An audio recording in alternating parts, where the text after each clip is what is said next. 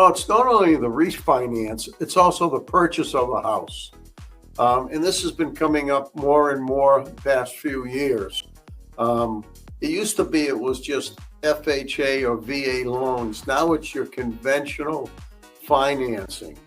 What happens is the appraiser comes into a house and he'll pick on certain things.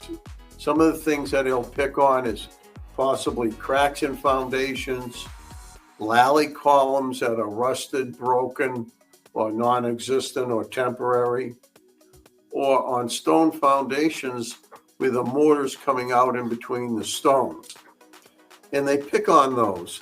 And I was very concerned and wanted to know, why am I seeing more and more people calling me because of these issues when they're selling a house or refinancing the house? And it doesn't matter if it's in Rhode Island, Connecticut, New Hampshire, or Massachusetts. We're seeing that. So I talked to somebody that actually sells mortgages to mortgage companies and banks and asked them.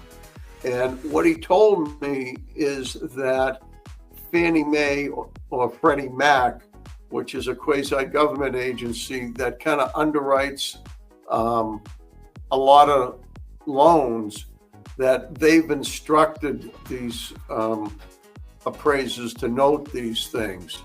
And I said, well, why all of a sudden? And what he said to me was, I don't know if you remember that collapse or problem in Florida with a large condominium complex, or in Myrtle Beach. And this kind of brought it to a head.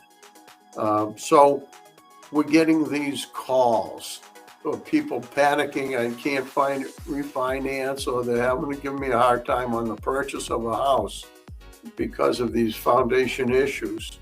And we can price them out ahead of time by usually a picture or going out to the site, and it's saving a lot of hassles.